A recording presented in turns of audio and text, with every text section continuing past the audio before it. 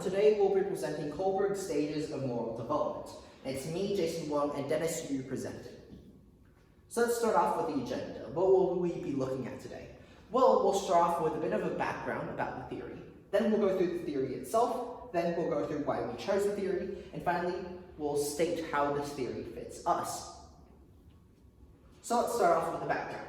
What is this theory? Well, it's a stage theory of psychology that attempts to explain how moral judgment develops through one's life. And what's a stage theory? Well, a stage theory attempts to explain development through a variety of stages or steps. So you can think of various moral steps you take throughout your life in which you have a different way of thinking about morality.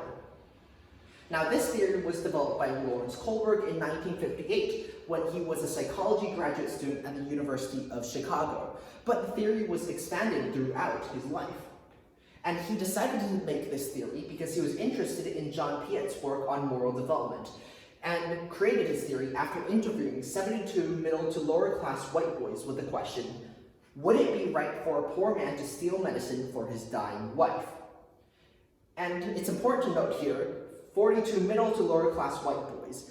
His demographic for his testing wasn't really that large. It's only a subset of the whole population. And this is why some researchers claim his theory is inaccurate and why his results might not be extendable to the greater population. So let's look at the theory itself. A theory is made up of three broad steps, that is pre-conventional, occurring at ages 0 to 9, conventional, occurring at ages 10 to 12, and post-conventional, occurring at ages 12, adolescence onwards. And each of these steps are made up of two subsets, and we'll go through each of them. So for pre-conventional, there is obedience and punishment orientation. And in this step, you focus on the consequences of actions. You think, will I get punished for this? And here is an example of this. This is Dennis. This is his brother's dice. He cannot play with the dice. He knows that if he plays with it, he'll get punished by his parents. Oh, this is my brother's dice. Should I play with it?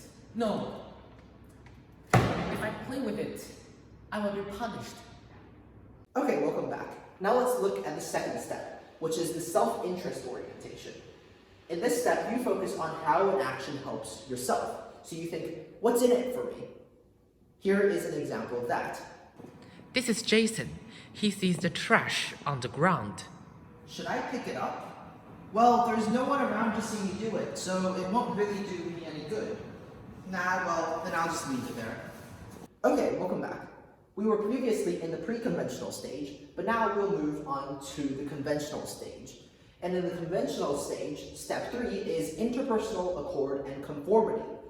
In this step, you focus on conforming to social standards. You ask, what can I do to be a good boy and a good girl? Here is an example of that. This is Dennis. He sees some trash on the ground. Oh, there's a trash on the ground. How can I be a good boy? Okay, let me just pick up the trash.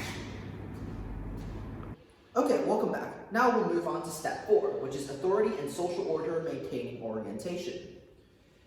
In this step, you focus on obeying laws and social conventions, and you think, law and order hold society together, so I should try to follow these laws. Here's an example of that. This is Jason. He sees some iPads. Ooh, are these iPads? Should I steal them? But no, that's illegal, and laws are what keep us together, so I'll just leave the iPads here. Okay, now we've moved on into the post-conventional stage, and in this stage we have step 5, which is the social contract orientation. And in this step, you think that people hold different views and opinions, and that all these opinions should be mutually respected. You think that laws are only social contracts and should be changed if they do not provide the greater good. So here's an example of that. This is Jason.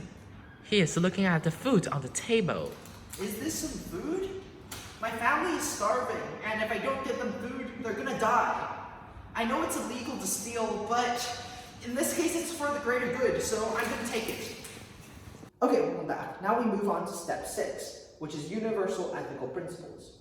In this step, you begin to reason based on abstract thoughts using ethical principles. So you have your own ethical guidelines and you make decisions based on them. Here's an example of that.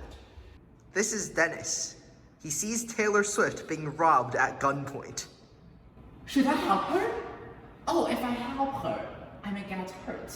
Or I'm just in trouble. But if I didn't help her, she will be killed. Or that she will lose a lot of money or possessions. Okay, I will help her because I'm saving people's life. Okay, so welcome back. According to this theory, then, this means, in summary, all of this means that, well, our morality develops in stages throughout our lives. And our reasoning, as we can infer from those steps, goes from selfish to moral and from simple to complex. Okay, now I'll have Dennis come on to explain why he chose this theory. So, hello everyone. Let me introduce this part. So, when we choose this theory, so that from our perspective, that we think that this theory fits our development as our moral reasoning does become more complex throughout our lives. And furthermore, we feel that our lives are highlighted by transitional coming of age, which is like the age between 12 to 18. Like those moments where we gain a new perspective on the world, thus indicating the stages of our moral growth. So, moreover, these stages tell us that humanity is capable of growing and developing its thinking over time. This gives us the hope that over time, the world will grow to be a more moral and fair space. So let's move on. So how it fits us. So the most important question that we need to discover is that where are we? So that we feel that we are in stage 5, which is social contract orientation stage. Yeah, and this is because we are able to think complexly about the rules and what is right. But we do not see rules as rigid prostitute. Yeah, if the rule is unjust, we should modify it, right? And for example, regarding to the question about the stealing medicine, we believe that one should steal the medicine as while theft laws exist. In this situation, it is anti-productive in humanity's efforts to make the world a better place. However, that we feel we are not yet at universal ethical principle stage, which is the stage 6, as we still are not constructing our worldview rationally from our core ethical principles. Yeah, that's all for our presentation. Thank you very much for listening and wish you have a good day.